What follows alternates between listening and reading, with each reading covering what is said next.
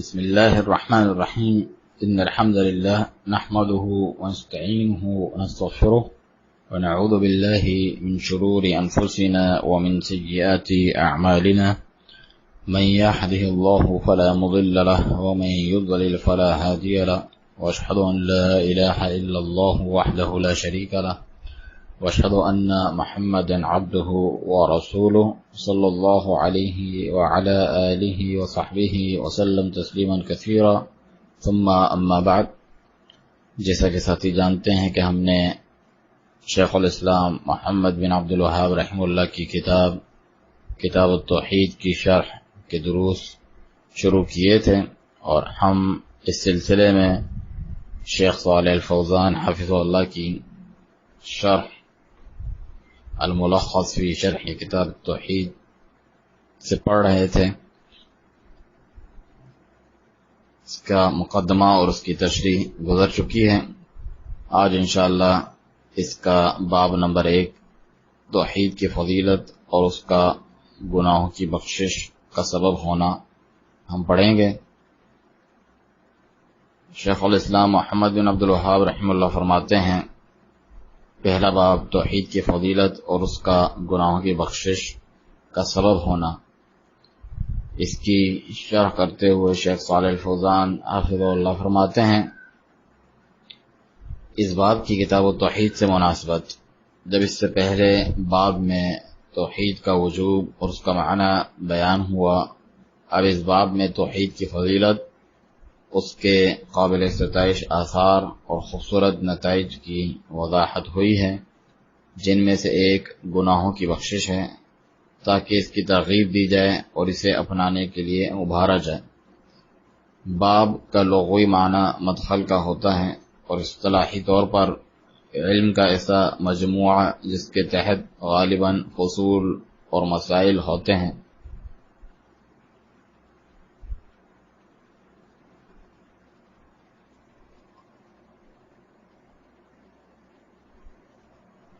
یکفر لغت میں التکفیر یعنی چھپا دینا اور ڈھانپ دینا ہے، اور شرعی طور پر گناہ کو یوں مٹا دینا یہاں تک کہ وہ معدوم ہو کر رہ جائے. من الذنوب، من یہاں پر تبعیض کے لیے نہیں بلکہ بیان کے لیے ہیں، اور الذنوب ذنب گناہ کی جمع ہے، اور یہ وہ ہے جس کا نتیجہ برا نکلتا ہے. آگے شیخ الاسلام فرماتے ہیں، فرمان الہی ہے، الذین آمنوا ولم يلبسوا ایمانهم بظلم اولئک لهم الامن وهم مهتدون. سورۃ الانعام کی آیت نمبر 82.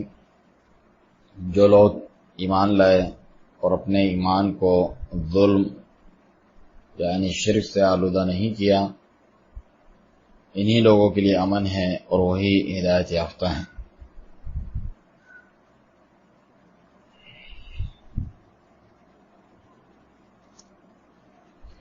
اس آیت کے تعلق سے جو فٹ نوٹ میں لکھا ہے وہ یہ ہے کہ عبداللہ بن مسعود رضی اللہ عنہ سے روایت ہے، فرمایا کہ جب یہ آیت الذین آمنوا ولم یلبسوا ایمانہم بظلم، جو لوگ ایمان لائے اور اپنے ایمان میں ظلم کی آمیزش نہیں کی، نازل ہوئی تو ہم نے کہا یا رسول اللہ، ہم میں سے کون اپنے نفس پر ظلم نہیں کرتا؟ فرمایا لیس کما تقولون ولم یلبسوا ایمانہم بظلم بشرک اولم تسمعوا الى قول لقمان لابنه یا بنی لا تشرک باللہ ان الشرک لظلم عظیم. یہ وہ نہیں جیسا تم کہہ رہے ہو اور اپنے ایمان میں ظلم کی آمیزش نہیں کی. ظلم سے مراد شرک ہے. کیا تم نے لقمان کا قول نہیں سنا جو انہوں نے اپنے بیٹے سے فرمایا، اے پیارے بیٹے، اللہ تعالیٰ کے ساتھ کسی کو شریک نہ کرنا، بلا شبہ شرک تو بہت بڑا ظلم ہے. یہ سورہ لقمان کی آیت نمبر 13 ہے، اور یہ حدیث بخاری اور مسلم میں موجود ہے. آگے آیت کی تشریح کرتے ہوئے شیخ صالح الفوزان حفظ اللہ فرماتے ہیں، آمنو اپنے دل سے تصدیق کی اور اپنی زبان سے اقرار کیا اور اپنے اعضاء و جوارح سے عمل کیا، اور ان سب میں سر فہرست توحید ہے۔ یلبسو ایمانہم اپنی توحید میں ملاوٹ نہیں کی، بظلم یعنی شرک کے ساتھ، اور ظلم کا مطلب ہے کسی چیز کو اس کے لائق مقام پر نہ رکھنا، اور شرک کو ظلم اسی لیے کہا جاتا ہے کیونکہ اس میں عبادت کو اس کے لائق مقام پر نہیں رکھا جاتا اور اسے غیر مستحق کے لیے ادا کیا جاتا ہے۔ الامن نفس کا اطمینان اور خوف کا زائل ہونا، مہتدون یعنی صراط مستقیم پر چلنے کی توفیق دی گئی ہے اور یہ اس پر ثابت قدم ہے۔ اس آیت کا اجمالی معنی اللہ تعالیٰ نے یہ خبر دی کہ بے شک جنہوں نے اکیلے اللہ کے لیے اپنی عبادت کو خالص کیا اور اپنی توحید میں شرک کی ملاوٹ نہیں کی، یہی لوگ بروز قیامت خوف و تکالیف سے امن میں ہوں گے اور دنیا میں صراط مستقیم پر چلنے کی ہدایت پانے والے ہیں۔ اس آیت کی اس باب سے مناسبت یہ توحید کی فضیلت پر اور اس کا گناہوں کی بخشش کا سبب ہونے پر دلالت کرتی ہے۔ اس آیت سے ہمیں یہ استفادہ ہوتا ہے، نمبر 1 توحید کی فضیلت اور دنیا و آخرت میں اس کے ثمرات، نمبر 2 بلا شبہ شرک ایک ایسا ظلم ہے جو اللہ تعالیٰ پر ایمان کو ہی باطل کر دیتا ہے اگر اکبر ہو، اور اس کو ناقص کر دیتا ہے اگر اصغر ہو، نمبر 3 یقیناً شرک بخشا نہیں جائے گا، نمبر 4 بے شک شرک دنیا و آخرت میں خوف کا سبب ہے۔ آگے شیخ الاسلام رحمہ اللہ حدیث لے کر آئے ہیں، عبادہ بن صامت رضی اللہ عنہ سے روایت ہے کہ رسول اللہ صلی اللہ علیہ وسلم نے ارشاد فرمایا۔ شیخ صالح الفوزان حفظ اللہ عبادہ بن صامت رضی اللہ عنہ کا تعارف ذکر کرتے ہوئے فرماتے ہیں کہ آپ عبادہ بن الصامت بن قیس الانصاری الخزرجی، جو دوسری بیعت عقبہ کے نقباء میں سے ایک اور بدری مشہور صحابی ہیں، آپ کی وفات سن 34 ہجری میں 72 برس کی عمر میں ہوئی۔ تو حدیث یہ ہے کہ من شہد ان لا الہ الا اللہ وحدہ لا شریک لہ وان محمدا عبدہ ورسولہ، جس شخص نے اس بات کی گواہی دی کہ اللہ تعالیٰ کے سوا کوئی معبود حقیقی نہیں، وہ اکیلا ہے، اس کا کوئی شریک نہیں، اور بے شک محمد اس کے بندے اور رسول ہیں، وَأَنَّ عِيسَى عَبْدُ اللَّهِ وَرَسُولُهُ وَكَلِمَتُهُ أَلْقَاهَا إِلَى مَرْيَمَ وَرُوحٌ مِّنْهُ، اور بے شک عیسیٰ بھی اللہ تعالیٰ کے بندے اور اس کے رسول اور اس کا وہ کلمہ ہے جو اس نے مریم کی طرف ڈالا تھا اور اس کی طرف سے بھیجی ہوئی روح ہے۔ وَالْجَنَّةُ حَقٌّ وَالنَّارُ حَقٌّ، اور یہ کہ جنت برحق ہے اور جہنم بھی برحق ہے۔ أَدْخَلَهُ اللَّهُ الْجَنَّةَ عَلَى مَا كَانَ مِنَ الْعَمَلِ، تو ایسے شخص کو اللہ تعالیٰ بہرحال جنت میں داخل کرے گا اگرچہ اس کے اعمال کیسے ہی ہوں۔ اسے بخاری و مسلم نے روایت کیا ہے۔ اس کی شرح کرتے ہوئے شیخ فرماتے ہیں کہ شہید ان لا الہ الا اللہ، یعنی اس کلمے کو ادا کیا، اس کے معانی کو جانتے ہوئے اس کے تقاضوں پر ظاہراً اور باطناً عمل پیرا ہوتے ہوئے۔ لا الہ الا اللہ یعنی لا معبود بحق الا اللہ، اللہ تعالیٰ کے سوا کوئی معبود حقیقی نہیں۔ وحدہ یہ حال ہے جو اس بات یعنی الا اللہ کی تاکید کرتا ہے۔ لا شریک لہ، اور یہ نفی یعنی لا الہ کی تاکید ہے۔ وَأَنَّ مُحَمَّدًا یعنی اور یہ گواہی دے کہ بلا شبہ محمد صلی اللہ علیہ وسلم عبدہ اس کے مملوک اور عبادت گزار ہیں، ورسولہ اس نے انہیں اپنی شریعت دے کر بھیجا ہے۔ وَأَنَّ عیسیٰ یعنی یہ گواہی دیتا ہے کہ بے شک عیسیٰ ابن مریم علیہ الصلاۃ والسلام عبد اللہ و رسول، اس کے بندے اور رسول ہیں، برخلاف جو نصارہ عقیدہ رکھتے ہیں کہ وہ اللہ ہیں یا اللہ کے بیٹے یا 3 خداؤں میں سے ایک ہیں۔ وکلمتہ، یعنی اس نے انہیں اپنے کلمے سے پیدا فرمایا، اور وہ کلمہ اس کا فرمان کن یعنی ہو جا تھا۔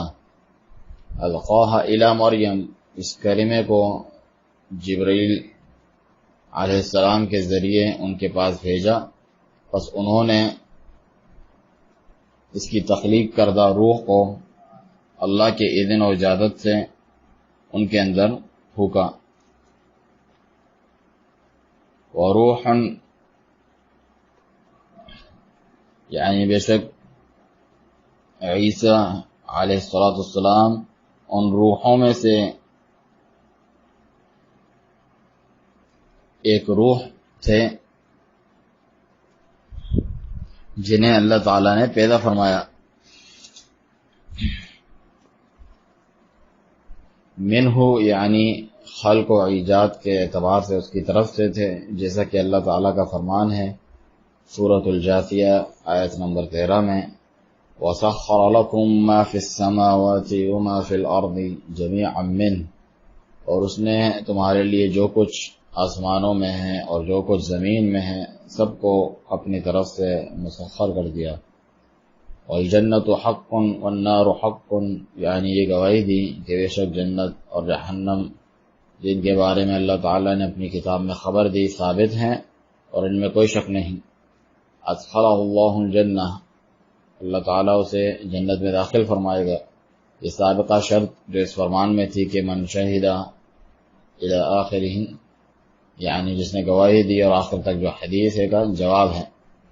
علی ما کان من العمل، اس کے 2 احتمال ہیں۔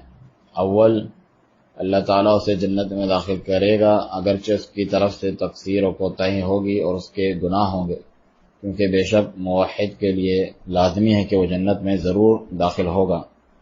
دوم، اللہ تعالیٰ اسے جنت میں داخل کرے گا اور اس میں اس کی منزل و درجہ اس کے عمل کے مطابق ہوگا۔ اخرجاہ، یعنی اس حدیث کو بخاری و مسلم نے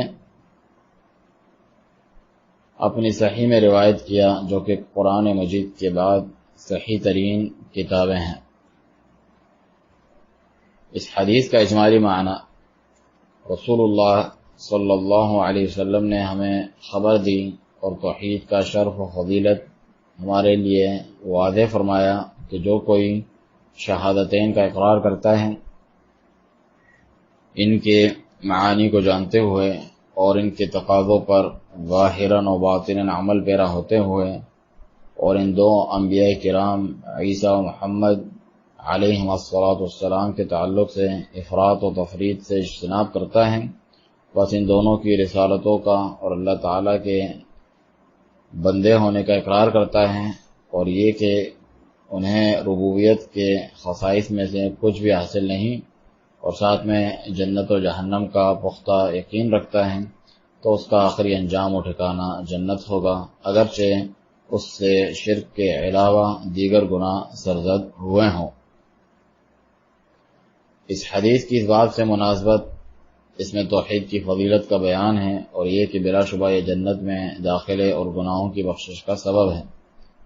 اس حدیث سے یہ استفادہ ہوتا ہے، نمبر 1 توحید کی فضیلت اور بے شک اللہ تعالیٰ اس کے ذریعے گناہوں کو مٹاتا ہے۔ نمبر 2 اللہ کے فضل اور احسان کی وسعت۔ نمبر 3 انبیاء و صالحین کے حق میں افراط و تفریط سے اجتناب کرنے کا وجوب، نہ ہم ان کے فضائل کا انکار کریں اور نہ ہی ان کے بارے میں غلو سے کام لیتے ہوئے ان کے لیے عبادت میں سے کچھ ادا کرنے لگیں، جیسا کہ بعض جاہل و گمراہ لوگ کرتے ہیں۔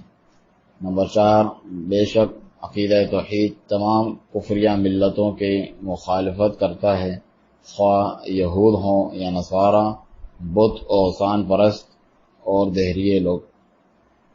نمبر 5 گناہگار موحدین یقیناً جہنم میں ہمیشہ نہیں رہیں گے۔ آگے شیخ الاسلام یہ حدیث لائے ہیں، صحیحین ہی میں عتبان رضی اللہ عنہ سے روایت ہے کہ رسول اللہ صلی اللہ علیہ وسلم نے ارشاد فرمایا، شیخ صالح الفوزان حفظہ اللہ صحابی کا تعارف ذکر کرتے ہیں کہ عتبان بن مالک بن عامر بن عجلان الانصاری، جن کا تعلق بنی سالم بن عوف سے ہیں، مشہور صحابی ہیں، آپ کی وفات معاویہ رضی اللہ عنہ کی دور خلافت میں ہوئی۔ حدیث کے الفاظ ہیں فَإِنَّ اللَّهَ قَدْ حَرَّمَ عَلَى النَّارِ مَنْ قَالَ لَا إِلَٰهَ إِلَّا اللَّهُ يَبْتَغِي بِذَلِكَ وَجْهَ اللَّهِ، کہ پس اللہ تعالیٰ نے ایسے شخص کو جہنم پہ حرام کر دیا ہے جس نے محض اللہ تعالیٰ کے چہرے کی خاطر لا الہ الا اللہ کہا۔ جو الفاظ ہیں وَلَهُمَا، اس کا مطلب ہے یعنی بخاری و مسلم نے اپنی صحیح میں اس حدیث کو مکمل روایت کیا ہے اور یہ اس کا ایک ٹکڑا ہے۔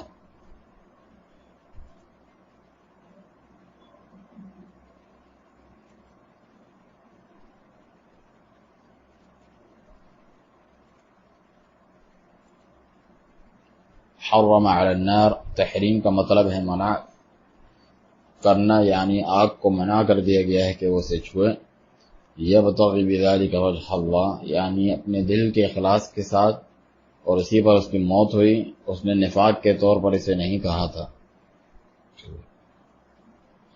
اس حدیث کا اجمالی معنی، رسول اللہ صلی اللہ علیہ وسلم نے تاکید کے ساتھ یہ خبر دی کہ جس نے کلمہ لا الہ الا اللہ کو ادا کیا، جس چیز پر یہ دلالت کرتا ہے یعنی اخلاص اور شرک کی نفی، اس کا قصد کرتے ہوئے اور ساتھ ہی ظاہراً و باطناً اس پر عمل پیرا ہوتے ہوئے،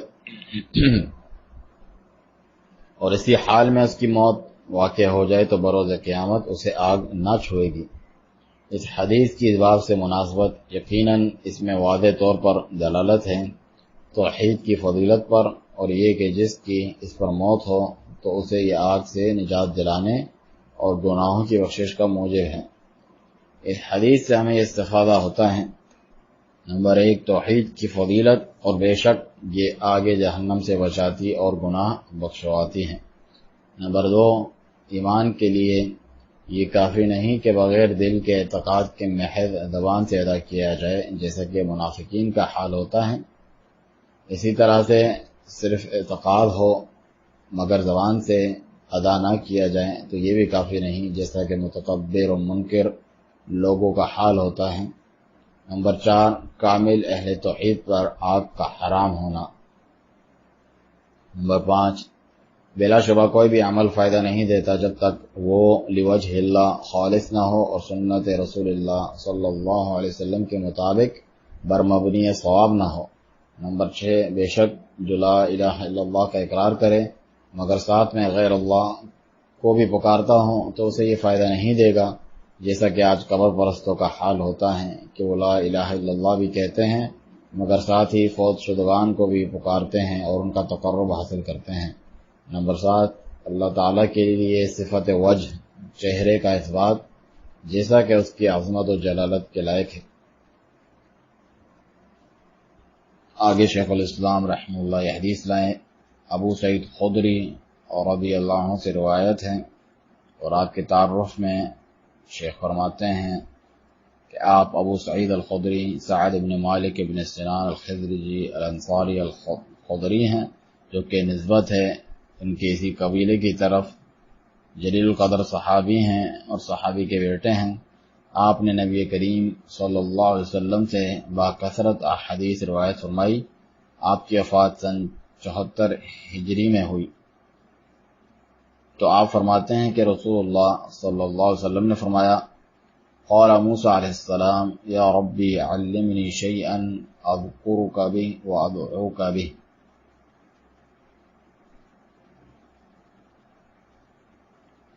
موسیٰ علیہ السلام نے اللہ تعالیٰ سے عرض کی، اے میرے رب مجھے کوئی ایسا کلمہ بتا جس کے ذریعے میں تیرا ذکر کروں اور تجھ کو پکاروں۔ قال قل يا موسى لا إله إلا الله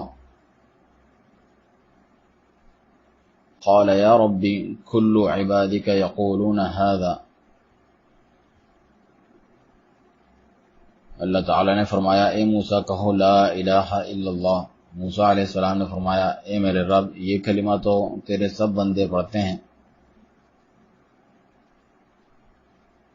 قال یا موسیٰ لو ان السماوات السبع وعامرهن غيري والأراضين السبع في كفة ولا إله إلا الله في كفة مالت بهن لا إله إلا الله.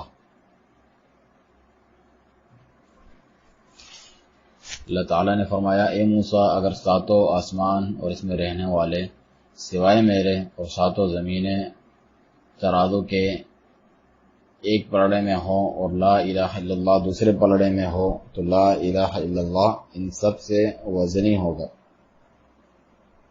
اسے ابن حبان نے روایت کیا اور حاکم نے روایت کر کے صحیح کہا.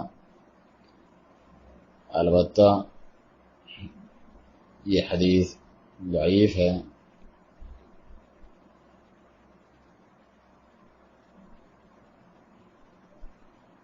جس کی جو ہے تفصیل آپ ہمارے ویب سائٹ پر دیکھ سکتے ہیں اس کے ترجمے میں. تو شیخ صالح الفوزان حفظہ اللہ اس کی شرح کرتے ہوئے فرماتے ہیں کہ موسیٰ سے آپ جو ہے موسیٰ سے مراد موسیٰ علیہ السلام ہے. آپ موسیٰ بن عمران بنی اسرائیل کی طرف اللہ کے رسول اور کلیم اللہ ہیں. اذکرک کا تیری ثنا بیان کروں اور اس کے ذریعے تیری حمد بیان کروں. وادعوک بہ تجھ سے دعا کرتے ہوئے اس کا وسیلہ اختیار کروں.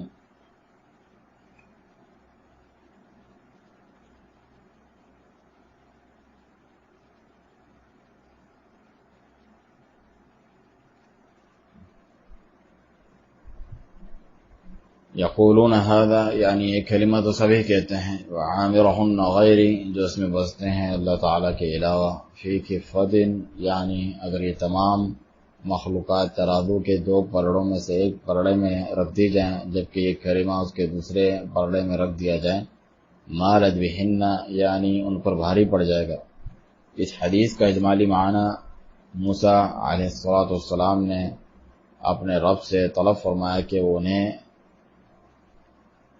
اس ذکر کی تعلیم دے جس کے ذریعے سے وہ اس کی ثنا بیان کریں اور اس کے وسیلے سے اس سے دعا کریں. تو اللہ تعالیٰ نے ان کی اس جانب رہنمائی فرمائی کہ وہ یہ کہیں لا الہ الا اللہ. چنانچہ موسیٰ علیہ السلام نے محسوس کیا کہ کلمہ تو لوگوں کے بالکل زبان زد عام ہے، حالانکہ ان کا ارادہ تو یہ تھا کہ ان کو کوئی خاص ذکر دیا جاتا جس کے ذریعے وہ دوسروں سے ممتاز ہوتے ہیں. اور اللہ تعالیٰ نے ایک ذکر کی کہ جس کی جانب ان کی رہنمائی فرمائی تھی عظیم فضیلت واضح فرمائی اور یہ کہ بلا شبہ فضیلت میں کوئی بھی چیز اس کے برابر نہیں. اس حدیث کی اس باب سے مناسبت اس میں کلمہ توحید کی فضیلت کا بیان ہے اور یہ کہ بلا شبہ فضیلت میں کوئی بھی اس کی برابری کا نہیں. اس حدیث سے یہ استفادہ ہوتا ہے نمبر 1 لا الہ الا اللہ کی عظیم فضیلت کیونکہ یہ توحید و اخلاص پر مبنی ہے. نمبر 2 موسیٰ علیہ السلام کی فضیلت اور ان کی تقرب اللہ کی حرص. نمبر 3 بلا شبہ عبادت نہیں ہو سکتی مگر صرف وہی جسے اللہ تعالیٰ نے مشروع قرار دیا ہو اور انسان کے لیے یہ روا نہیں کہ وہ اس بارے میں اپنی طرف سے کچھ ایجاد کرے کیونکہ یہاں بھی موسیٰ علیہ السلام نے اپنے رب سے طلب فرمایا کہ وہ انہیں تعلیم دے کہ جس کے ذریعے سے وہ اس کا ذکر کریں.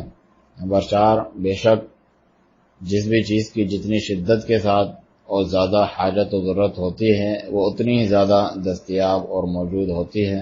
چنانچہ جب لا الہ الا اللہ کا یہ حال ہے کہ تمام عالم اسے پانے کے لیے لاچار و مجبور ہیں تو پھر وجود کے اعتبار سے تمام اذکار سے زیادہ پایا جاتا ہے اور حصول کے اعتبار سے سب سے آسان بھی ہے. نمبر 5 یقیناً اللہ تعالیٰ آسمانوں سے اوپر ہے جو کہ اس فرمان سے ثابت ہے عامرہن غیری اور اس میں رہنے والے سوائے میرے. نمبر 6، ضروری ہے کہ اس کلمے کا مکمل ذکر کیا جائے، اس پورے کا تلفظ ادا کیا جائے، نہ کہ صرف لفظ جلالہ یعنی اللہ اللہ پر اکتفا کیا جائے جیسا کہ بعض جاہل لوگ ایسا کرتے ہیں۔ نمبر 7، اعمال کا وزن ہونے کا اثبات، اور بلا شبہ یہ برحق ہے۔ نمبر 8، انبیاء کرام علیہ السلام تک کو لا الہ الا اللہ کی فضیلت پر تنبیہ کیے جانے کی ضرورت پڑتی ہے۔ نمبر 9، بے شک زمینیں بھی آسمان کی طرح ساتھ ہیں۔ آگے شیخ الاسلام فرماتے ہیں، اور امام ترمذی نے حدیث روایت کی جس کی سند کو انہوں نے حسن قرار دیا، اس کی شرح کرتے ہوئے فرماتے ہیں ترمذی وحسنہ، یعنی ترمذی نے اسے اپنی سنن میں اس مذکور حدیث کو روایت کیا اور اس کی اسناد کو حسن قرار دیا کہ انس رضی اللہ عنہ سے روایت ہے، اور جو انس رضی اللہ عنہ ہیں، آپ انس بن مالک بن النضر الانصاری الخدرجی خادم رسول اللہ صلی اللہ علیہ وسلم ہیں۔ آپ نے نبی رحمت صلی اللہ علیہ وسلم کی 10 برس خدمت کی، اور نبی کریم صلی اللہ علیہ وسلم نے آپ کے لیے یہ دعا فرمائی، اللہم اکثر مالہ وولدہ وادخلہ الجنہ، کہ اللہ اس کے مال و اولاد میں خوب اضافہ فرما اور اسے جنت میں داخل فرما۔ آپ کی وفات سن 92 ہجری اور کہا جاتا ہے سن 93 ہجری میں ہوئی، اور آپ کی عمر 100 سال سے بھی متجاوز تھی۔ تو آپ سے یہ روایت ہے کہ میں نے رسول اللہ صلی اللہ علیہ وسلم کو یہ فرماتے ہوئے سنا کہ قال اللہ تبارک و تعالی، اللہ تعالی فرماتا ہے، یا ابن آدم، اے ابن آدم، انک لو آتیتنی بقراب الارض خطایا ثم لقیتنی لا تشرک بی شیئا لآتیتک بقرابها مغفرہ، اگر تم میرے پاس زمین بھر گناہ لائے پھر اس حال میں تو مجھ سے ملاقات کریں کہ تو میرے ساتھ کسی کو شریک نہ ٹھہراتا ہو، تو میں ضرور اسی قدر تیرے لیے مغفرت لے کر آؤں گا۔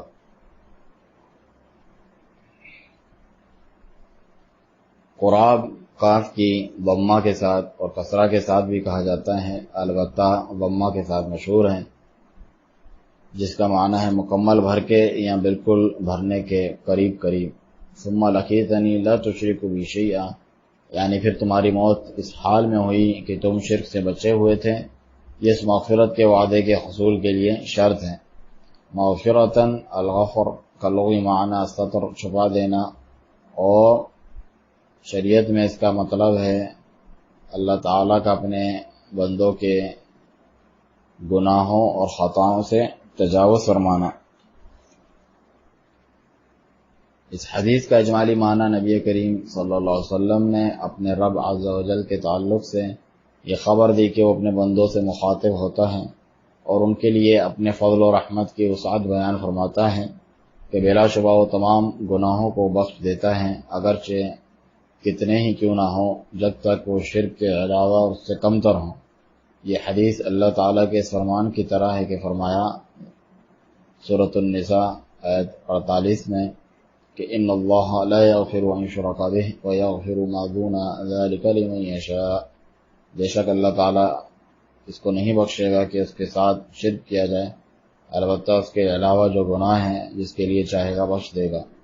اس حدیث کی اس باب سے مناسبت اس میں توحید کے ثواب کی کثرت کی دلیل ہے، اور یہ کہ بے شک یہ گناہوں کو بخشواتی ہے اگرچہ کتنے ہی زیادہ کیوں نہ ہو۔ اس حدیث سے یہ استفادہ ہوتا ہے، نمبر 1 توحید کی فضیلت اور اس کے ثواب کی کثرت، نمبر 2 اللہ تعالیٰ کے فضل، جود و کرم، رحمت و درگزر کی وسعت، نمبر 3 خوارج پر رد کہ جو شرک سے کم تر کبیرہ گناہوں کے مرتکب کی تکفیر کرتے ہیں، نمبر 4 اللہ تعالیٰ کے لیے صفت کلام کا اثبات جیسا کہ اس کی لائق جلالت و شان ہے، نمبر 5 لا الہ الا اللہ کے معنی کا بیان، اور وہ یہ ہے کہ شرک کو چھوڑ دیا جائے، خواہ قلیل ہو یا کثیر، محض زبان سے اس کلمے کی ادائیگی کافی نہیں۔ نمبر 6 مر کر جی اٹھنے، حساب و جزا کا اثبات۔ اس کے ساتھ ہی ہمارا آج کا درس ختم ہوا اور یہ باب بھی ختم ہوا۔ اللہ سبحانہ وتعالیٰ سے دعا ہے کہ توحید کے جو فضائل ہیں اسے پانے کی توفیق دے، اور جو شرک کی خطرناکیاں ہیں اس سے بچنے کی ہمیں توفیق دے۔ سبحانک اللہم و بحمدک، اشہد ان لا الہ الا انت، استغفرک و اتوب الیک۔